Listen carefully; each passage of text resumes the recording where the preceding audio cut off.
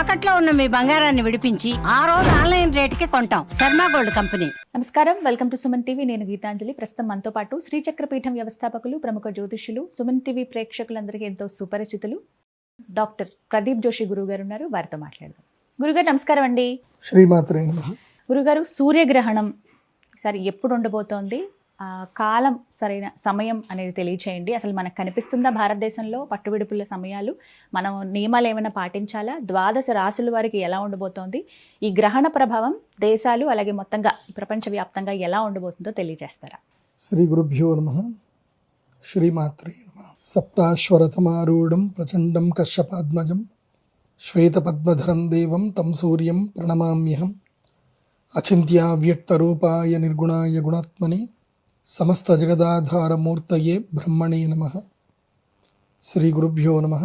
శ్రీమాత్రే నమః. గ్రహణాలు ప్రతి సంవత్సరము వస్తూనే ఉంటాయి, కానీ ఒక్కొక్క గ్రహణానికి ఒక్కొక్క ప్రత్యేకత ఉంటుంది.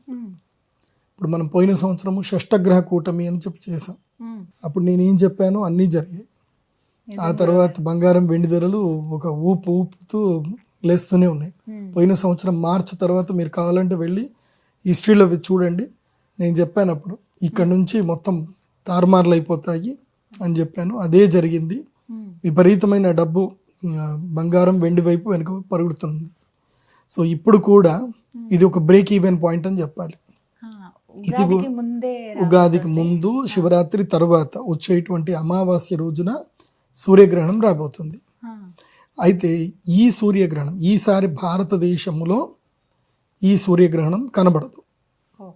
ఇది అంటార్కిటికా దేశము లోపల, సో కంకణగ్రాస సూర్యగ్రహణం అంటే రింగ్ ఆఫ్ ఫైర్ అంటారు. సో అలాంటి సూర్యగ్రహణము మనకి అంటార్కిటిక్లో కనిపిస్తుంది, మన దగ్గర కనపడదు. ఓకే, సో దీనివల్ల నేను ఎవరెవరైతే మనము వెండి బంగారం వీడియో చేశాం కదా, విన్నారు కదా, ఎవరెవరైతే ఈ పార్టీకి ఆల్రెడీ పెట్టుబడి పెట్టి ఒక 2 నెలలు అయిపోయి ఉంటుంది, అంటే ఫిబ్రవరి 17 కదా, ఎవరైతే జనవరి 30 లోపల ఎవరైతే పెట్టుబడులు పెట్టుకున్నారో వాళ్ళందరూ కూడా ఈ ఫిబ్రవరి 17 ఈ సూర్యగ్రహణము చంద్రగ్రహణం తర్వాత రాశులకు అతీతంగా కోటీశ్వరులు అయిపోతారు. అంటే వాళ్ళు పెట్టిన పెట్టుబడులు పెరుగుతాయి, లాభాల బాటలో ఉంటాయి. బంగారము వెండి లాభాల్లో ఉంటాయి. సో ఇది మంచి సమయం. ఈ గ్రహణము భారతీయులకి, బంగారం వెండి వ్యాపారస్తులకు, వాళ్ళకి అందరికీ మంచిది. ఇది భారతదేశంలో కనబడదు కాబట్టి దీనికి సూతకం మైలలు, దేవాలయాలు మూయడాలు, ఇళ్ళు కడుక్కోవడాలు ఏమీ లేవు.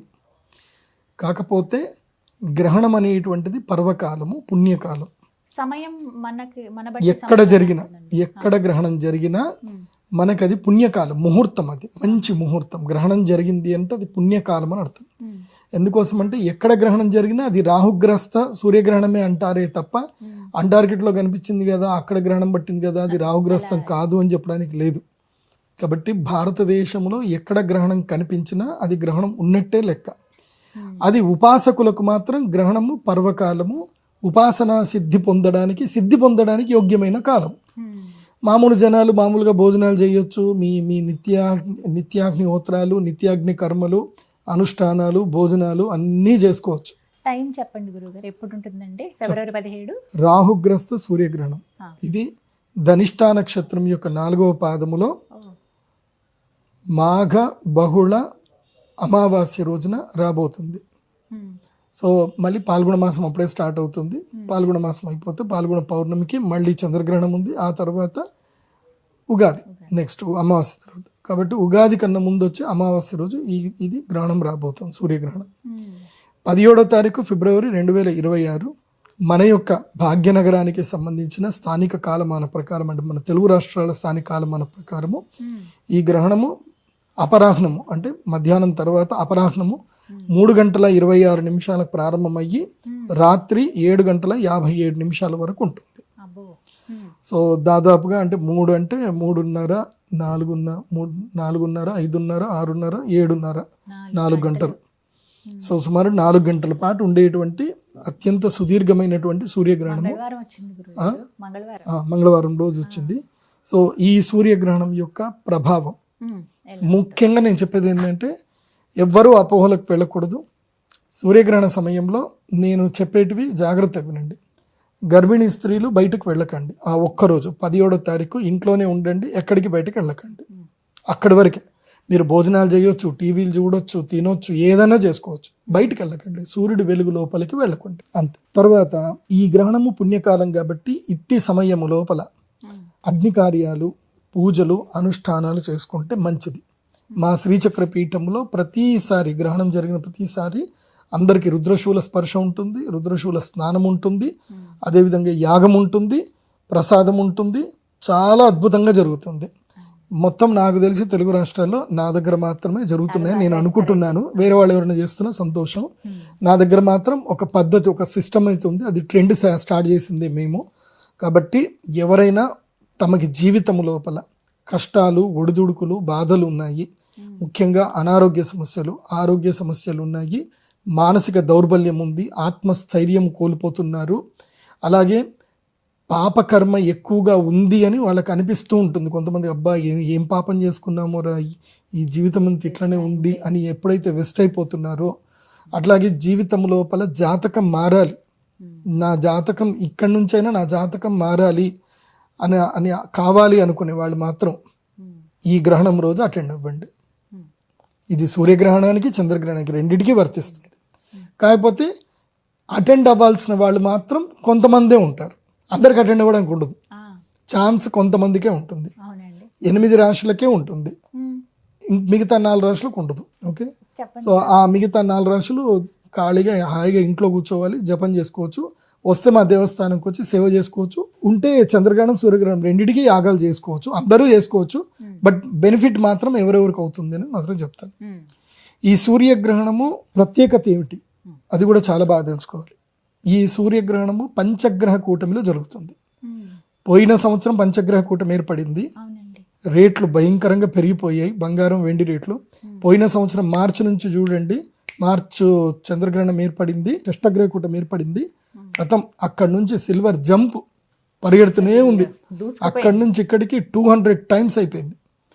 ఎవరైనా అప్పుడు నేను చెప్పినట్టుగా ఏప్రిల్లో గనక పెట్టుబడి పెట్టుకొని ఉంటే, ఒక 10 లక్షలు పెట్టుకొని ఉంటే, ఇవాళ ఆ 10 లక్షలు కాస్త ఎంత అయిపోయేటియో నాకు తెలిసి ₹1 కోటి అయ్యేటియేమో, సుమారుగా 50 లక్షలు అయితే దాటేవి. అంత అద్భుతాలు ఉన్నాయి. ఇప్పుడు కూడా అదే జరగబోతుంది. అందుకే నేను చెప్తున్నాను, ఈ వీడియో చూడగానే వెంటనే బంగారంలోను, వెండిలోను పెట్టుబడులు పెట్టుకోండి. ఇది పంచగ్రహ కూటమి.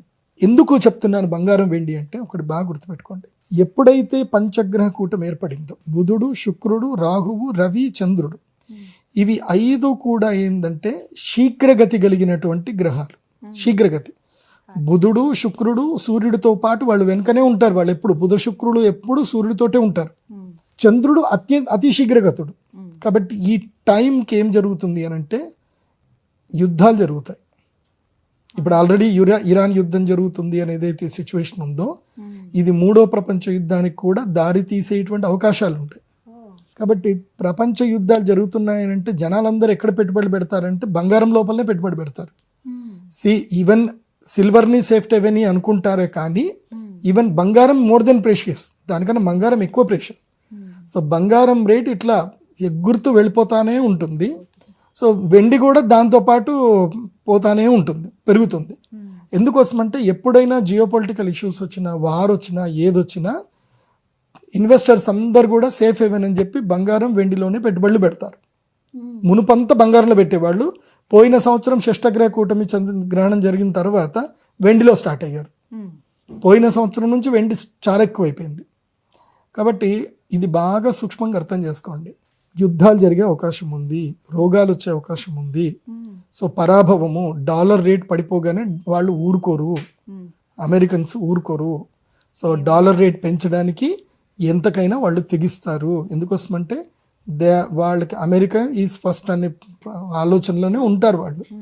కాబట్టి కానీ వెండి రేటు అకస్మాత్తుగా పడిపోవచ్చు, అది కూడా చెప్తాను. ఎందుకోసమంటే దీని తర్వాత అకస్మాత్తుగా ఏం జరుగుతుందంటే కొన్ని గ్లోబల్ ఇష్యూస్ జరిగేసి, ఎందుకోసమంటే బంగారం రేటు పడ్డా పడకున్నా అమెరికాకు పెద్ద నష్టం ఏం లేదు, కానీ వెండి రేటు ఎక్కువ పెరిగితే మాత్రం అమెరికాకు నష్టం.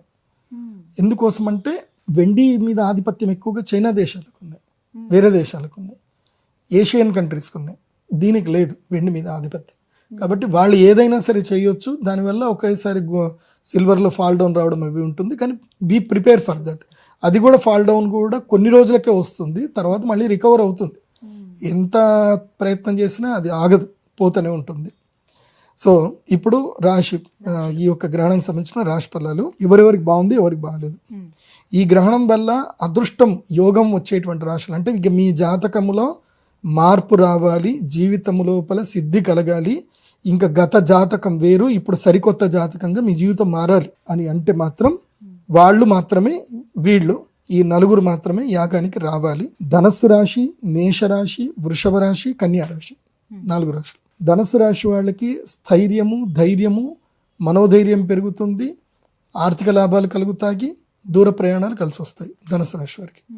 మేషరాశి వారికి ఉద్యోగంలో లాభము, స్థానచలనము, దానివల్ల కూడా లాభం కలుగుతుంది, సరికొత్త పరిచయాలు ఏర్పడతాయి, వ్యాపారంలో స్థిరపడతాయి. ఇది మేషరాశి వారికి. వృషభ రాశి వారికి ఏమో అద్భుతమైన లాభాలు వస్తాయి, మనోభిష్టం నెరవేరుతుంది, కాంక్షలన్నీ కూడా నెరవేరుతాయి, సుఖప్రాప్తి కలుగుతుంది. కాబట్టి వృషభ రాశి వారికి బాగుంది. ఇక కన్యా రాశి వారికి శత్రువుల మీద విజయం లభిస్తుంది, ఎన్నో ఏళ్లుగా మిమ్మల్ని ఇబ్బంది పెడుతున్న సమస్యలన్నీ కూడా దూరం అయిపోతాయి, దానికి తగ్గట్టుగా దూరం చేసుకునే బలం కూడా మీకు దొరుకుతుంది. సో ఇవి శుభం. ఇవి ఈ యొక్క గ్రహణం వల్ల ఈ 4 రాశులకి ఈ ప్రయోజనం ఉంటుంది, యాగం చేసుకుంటే ఉంటుంది. అశుభం ఎవరెవరికి అంటే కుంభరాశికి. కుంభరాశి వారికి అనారోగ్యము, మనస్తాపము, చాలా ఇబ్బందులు కలుగుతాయి, శరీరంలో ఆరోగ్య సమస్యలు ఇబ్బంది పడతాయి, ఇష్టమైనటువంటి వారు దూరం అవుతారు. సో అదొక రకంగా ఉంటుంది అండి. జన్మస్థానం ఉంది కాబట్టి మనోవైకల్యం ఏర్పడే అవకాశం ఉంటుంది కుంభరాశికి. మీనరాశి విపరీతమైన ఖర్చులు, అప్పులు, బాధలు, సమస్యలు, ఆస్తులు తాకట్టు పెట్టుకోవడాలు, డబ్బులు పోవడాలు ఇవన్నీ కూడా జరుగుతాయి చంచల స్వభావంతో. వృశ్చిక రాశి వారికి గృహత్యాగం చేసేటువంటి అవసరం పడుతుంది, తల్లిగారికి అనారోగ్యం ఉంటుంది, ఇంట్లో సమస్యలు ఏర్పడతాయి, ఇంట్లో తగాదాలు, గొడవలు ఏర్పడతాయి, సుఖం దొరకదు, తర్వాత వెహికల్స్ ద్వారా యాక్సిడెంట్ జరిగే అవకాశాలు ఉంటాయి. వృశ్చిక రాశి వారు జాగ్రత్తగా ఉంటారు. కర్కాటక రాశి వారికి అనారోగ్య సమస్యలు, దెబ్బలు, బాధలు, తర్వాత ఏమన్నా సరే క్రానిక్ డిసీజులు రావడము, ఏమైనా అటాక్ అవ్వడము.